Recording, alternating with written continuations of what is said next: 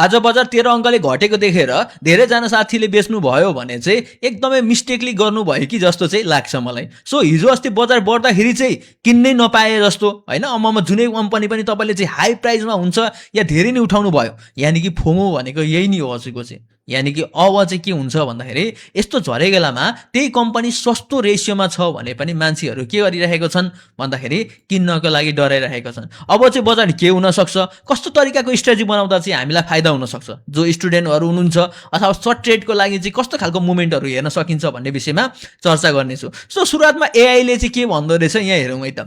So एआईले चाहिँ अहिले तत्कालीन चाहिँ के भन्छ भन्दाखेरि बजार 40 अङ्कले बजार बढ्न सक्छ अथवा पर्सेन्टले बजार बढ्न सक्छ, यानि कि साइडवेज हुने सम्भावना पनि 40% रहेछ र डाउन ट्रेन्ड यानि कि बजार झर्न सक्ने प्रोबाबिलिटी निकै कम छ भनिरहेको छ। यो चार्टलाई हेर्दाखेरि चाहिँ मैले पनि भनिरहेको यही नै हो। सो यस्तोमा बेच्नु भनेको चाहिँ हामीले सायद लाग्छ कि मलाई चाहिँ आफ्नो खुट्टामा बन्चरो हान्नु, आफ्नै खुट्टामा बन्चरोले आफै हान्नु सर हुनसक्छ। त्यो कारणले गर्दाखेरि हामीले चाहिँ यस्तो लेभलमा चाहिँ सकिन्छ भने राम्रो कम्पनी मुभमेन्टहरूलाई चाहिँ समात्नु चाहिँ बेस्ट अप्सन हुन्छ भनेर बारम्बार भनि पनि रहेको छु। र धेरै साथीहरूले भर्सक मान्नु भएको छैन, यहाँबाट प्रुफ पनि हुन्छ, धेरै मान्छेले बेच्न खोजिरहेको छन् र यो भिडियो जसको ठाउँमा पुग्दैन ठिकै छ, उहाँहरूले जेसै गर्नु, तर जसको ठाउँमा पुगिरहेको हुन्छ तपाईँले चाहिँ एकदमै धेरै बनेर चाहिँ बस्नुपर्ने हुन्छ। किनकि सेयर मार्केटमा जुन एउटा ट्रेडिङ छ नेपालको केसमा हेर्ने भने है एउटा बर्निङ डिजायर हुनुपर्ने हुन्छ। यतिकै त कहाँ मिल्छ तपाईँको चाहिँ सक्सेस मिल्नको लागि त हुन्छ नि एन्जाइटी डिप्रेसनहरू हुनुपर्ने हुन्छ। मार्केट झरिरहेको छ, गाह्रो बनाइरहेको छ, अहिलेको रेसियोमा के गर्नु होला, ला हिजोको रेसियोमा बेच्नुपर्ने थियो,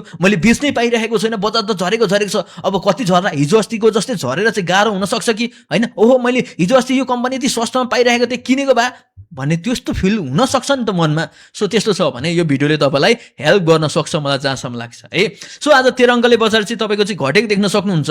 एभरेज कलर सबैभन्दा बेस्ट हो, अहिले तत्कालीन चाहिँ नबेच्नु होला किनकि 20,000 माथि जान्छ भनेर म आफैले पनि बोलेको स्टक हो, त्यो कारणले एकदमै बेटर हुनसक्छ। बङ्गालले अन्तिमको चरणमा गएको छ, एसएबिबिएल प्योर एनर्जीको मुभमेन्ट गएको छ, तर आरएसएमएल जस्तो कम्पनी मैले पनि रिकमेन्ड गरिरहेको छु, मैले मेरो टिमले पनि उठाइराख्नु भएको पनि स्टक हो र मैले केही समय अगाडि आरएसएमएल जस्तो कम्पनीहरू जोलाई पनि अलिकति विचार गर्नु चाहिँ पर्ने हुन्छ है। आरएसएमएल धेरै माथि जान सक्छ है, फ्युचरेबलको लागि एकदमै राम्रो कम्पनी पनि जस्तो लाग्छ मलाई चाहिँ। त्यो कारणले गर्दाखेरि हजुरहरूले के गर्नु सक्नुहुन्छ भन्दाखेरि विचार गर्नुपर्ने हुन्छ, तपाईँको चाहिँ कस्तो खालका स्टकहरूलाई चाहिँ विचार गर्न सकिन्छ भनेर चाहिँ हेर्नुपर्ने हुन्छ। धेरै कम्पनीहरू छ जस्तै एनएनएन कम्पनी पनि मलाई साह्रै नै मनपर्ने स्टक हो।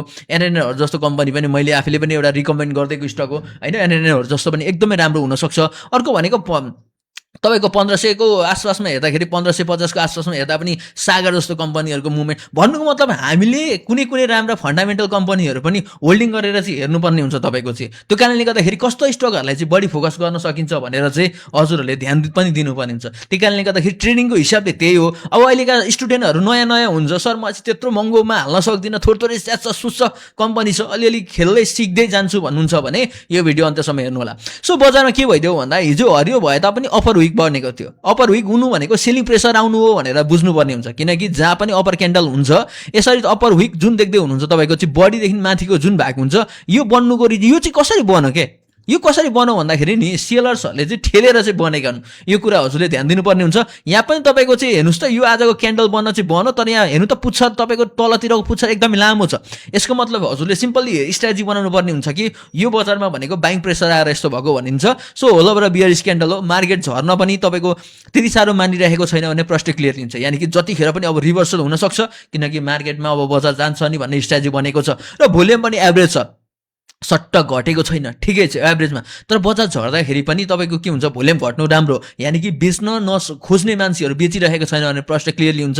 मलाई चाहिँ लाग्छ बजार छिट्टै नै अब योचोटि हामीलाई खुसीको आवाज अथवा खुसीको छर देखाउँछ कि जस्तो फिल बनाइरहेको छ। र हजुरको चाहिँ हेर्दाखेरि पनि बजार खासै तल झर्दैन, यानि कि 2700बाट तल झरो भने चाहिँ हामी खुसी हुनुहोस् कि छिटो बजार अब रिभर्सल लान्छ, यानि कि 2700 भन्दा तल आउँदैन भने मजबुत भइ नै हाल्यो, तर अलिकति तल आइदियो भने चाहिँ अलिकति तल आइदियो भने मजा हुन्थ्यो क्या तपाईँको। जस्तै कस्तो हुन्छ भन्दाखेरि तल आउनुको मतलब भन्दाखेरि जस्तै तपाईँलाई इलाइट वेभ सिक्नु भएको छ कि नै, इलाइट वेभमा पनि हाम्रो काउन्टिङ के हुन्छ भन्दाखेरि मैले आज नयाँ भिडियो हालिदिएको छु, इलाइट वेभको भिडियो हालिदिएको छु, म यहाँ आई बटनमा पनि राखिदिन्छु अथवा यो भिडियो हेरेर हाम्रो इलाइट वेभको भिडियो हेर्नुहोस्। भनेपछि वेभ 1 कत्रो हुन्छ, जत्रो हुनसक्छ। वेभ 2 भनेको चाहिँ हजुरको यो 1 को टेरिटोरी भन्दा तल आउँदैन भनिसकेपछि हजुरले यो फर्मेसन हुन्छ भने ठुलो आशा गरेको छु, एफएजी एरियाबाट बजार उठ्छ भने ठुलो आशा गरेको छु। यो झराइ भनेको चाहिँ मेरो नजरमा चाहिँ किन्नको लागि हो, मेरो प्लानिङ मेरो स्ट्राटेजी खालि मैले यही स्ट्राटेजीमा मैले बिल्डअप गरेको छु। यदि मैले भने जस्तो भएन भने म लसमा जान्छु, पक्कै पनि नजाने होइन, तर मैले भने जस्तो अझ भएछ भने हामीले थर्ड वेभ मजाको स्ट्रङली पाउन सक्छौँ भन्ने ठुलो आशा लिएको छु है त। सो स्मार्ट मनीहरू चाहिँ कहाँ छिर्छ भन्दाखेरि यो एरियामै छिर्ने हो। यहाँबाट बजार माथि जानु भनेको एकदमै राम्रो, स्ट्रङली बजार माथि जान्छ भन्ने पुरा विश्वास पनि छ, तर आँखा चिम्लेर विश्वास गर्नु हुँदैन, किनकि हामी सेयर मार्केटमा भनेको चाहिँ म प्रेडिक्ट भन्दा पनि भविष्यवाणी गर्नुभन्दा पनि रियाक्ट गर्नु ठिक हो जस्तो लाग्छ, किनकि हामीले पढेको पनि त्यही नै हो, किनकि हामीले मार्केटलाई जस्तो छ त्यस्तो अनुसार बजारलाई एक्सेप्ट गर्नु है। जस्तै मैले यहाँबाट बजार माथि जान्छ भनेपछि भोलिको दिनमा गएन भन्दैमा मेरो गोरुको 12 टका जस्तो जान्छ भनेर चाहिँ हुँदैन। सेयर मार्केटमा कहिलेकाहीँ चाहिँ कुनै कम्पनी किन्नुहुन्छ होइन, कुनै कम्पनी किनिसकेपछि म आफूले पनि किनेको हुन्छु, अनि कुनै कम्पनीको काँटा घटिरहेको छ भन्दैमा अब बढ्छ भनेर राख्न पनि हुँदैन। त्यो कारणले गर्दा मेरो बेस्ट एन्ट्री पोइन्ट भनेको एसएमसीको यो जोनतिर चाहिँ एकदमै हुन्छ कि भन्ने देखिन्छ। इफ 87बाट तल झर्नु भनेको चाहिँ म चाहिँ लाग्छ कि 2500 अथवा 2650 को आसपासमा आएर चाहिँ एउटा राम्रो एन्ट्री मुभमेन्ट हुनसक्छ र बजार स्ट्रङली छ, बजार अझै राम्रो भाइब छ भने त भोलिको दिनबाट बजार अझै पनि राम्रो माथि नै जाने संज्ञा लगभग देखिन्छ। अब कमब्याकको हिसाब छ, बजारले अझै राम्रो कमब्याक हुनसक्छ, बजारले अझै राम्रो ग्रो गर्न सक्छ भन्ने ठुलो आशा राखेको छु पनि। र इन्डिकेटरको हिसाबले लगभग ओभरअल प्राइस एक्सनको मुभमेन्ट अनुसार बजार पोजिटिभ छ। मैले यसलाई जहिले एउटा कुरा रिपिट गर्न पनि छैन।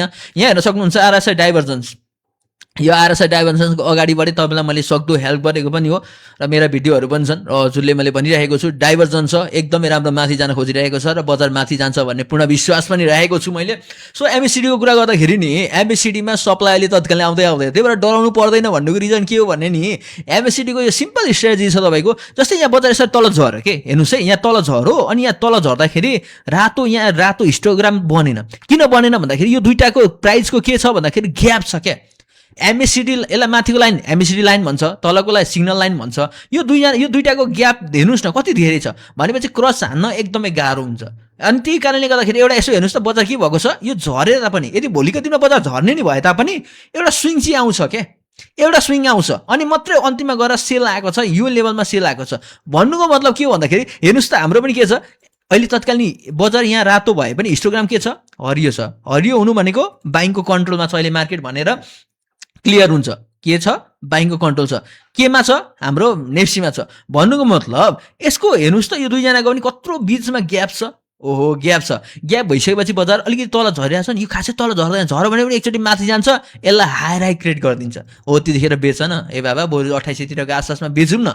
जस्तै यहाँ पनि त्यही त भएको थियो, हेर्नुहोस् न बजार झरेको थियो, यहाँ बजार झर्दाखेरि जुन यसो झरेको लेभलमा एउटा माथि गएको थियो, माथि गएर झर्दाखेरि पनि मुभमेन्ट वाइजमा चाहिँ एउटा के हुनसक्छ भन्दाखेरि रिभर्सलको पोइन्ट चाहिँ एकदमै आउन सक्छ। जुनेको केसमा पनि प्रायः मुभमेन्टहरू त्यस्तै हुन्छ।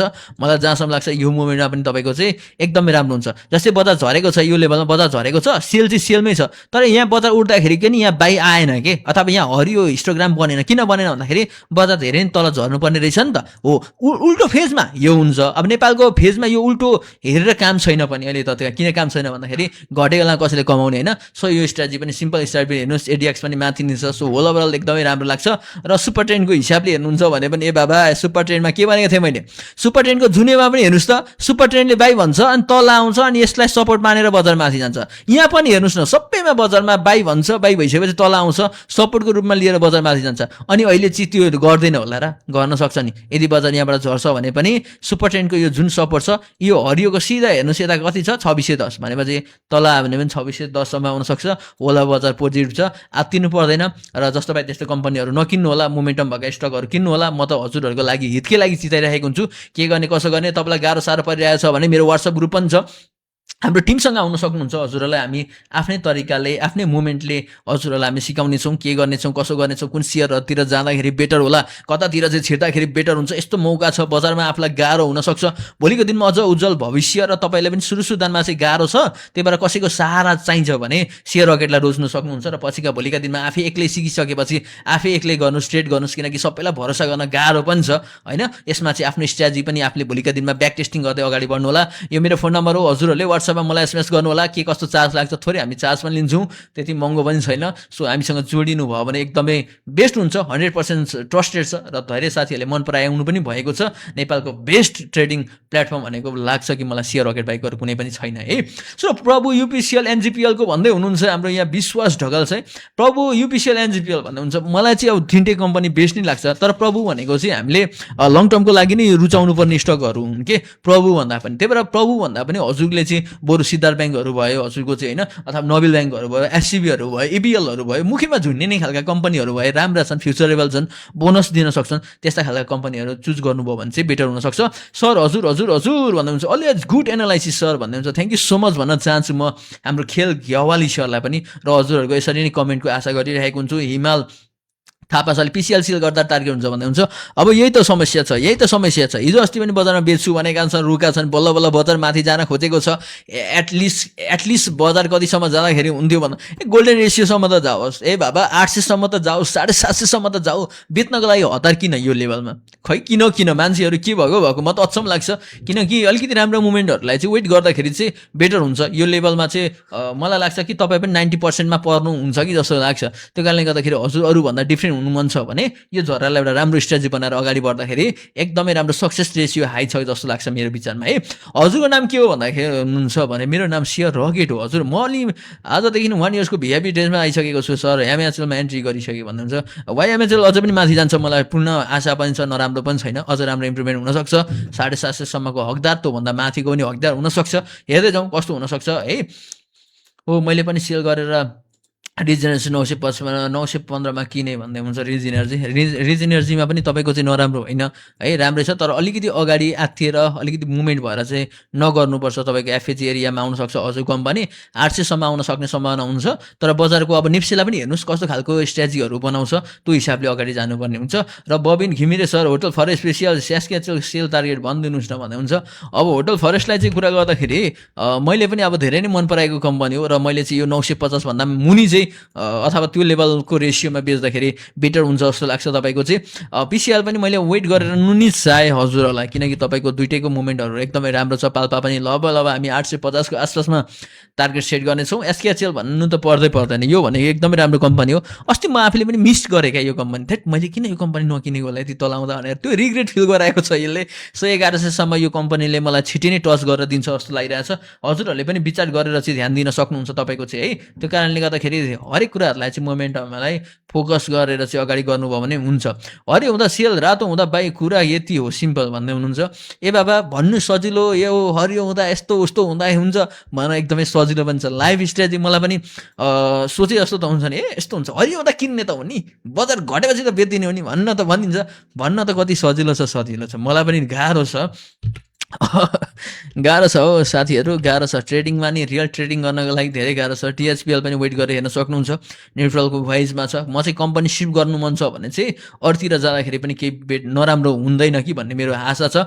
टिपिएचएल एसएफएनएल सोपनको बेन्ट्री जोन भन्दै हुन्छ। म त टिपिएचएल पनि मनपर्छ, एसएफएनएल त त्यसै पनि मनपर्छ, सोपन पनि मनपर्छ। एन्ट्रीको मुभमेन्टमा हेर्नुहुन्छ भने चाहिँ तपाईँ आफैले पनि अलिकति विचार गरेर चाहिँ ध्यान दिनु होला। र तस्करको कुरा गर्दै हुनुहुन्छ भने एन्ट्रीको लागि त अब 500 को आसपासमा मजाको थियो। अब यसमा त्यही लेभलमा हेर्नु होला कि तलको लेभलमा आएछ भने बेटर हुन सक्छ कि जस्तो चाहिँ लाग्छ मलाई। एसएफएनएल पनि नराम्रो छैन, एसएफएनएल पनि अलिकति फ्युचर जस्तो लाग्छ मलाई एसएफएनएल पनि। सो एसएफएनएलहरूमा एकुमुलेट मजाले चलिरहेछ, ठुलाहरूले बिल्डअप गर्छन्, अझ राम्रो हुनसक्छ। बजार माथि जान्छ भने ठुला छ, बजार बुल हो, कुरो यति हो। पालेनले राम्रो काम गरेको छ भन्दै हुन्छ। ल थ्याङ्क यू सो मच भन्ने सबैलाई। एसबिबिएल एसडिएसपिसी भन्दै हुन्छ, राख्न सक्नुहुन्छ। माथिदेखि भन्दै नहिन्नु, स्टप लस धेरै भएको थियो भन्दै हुन्छ।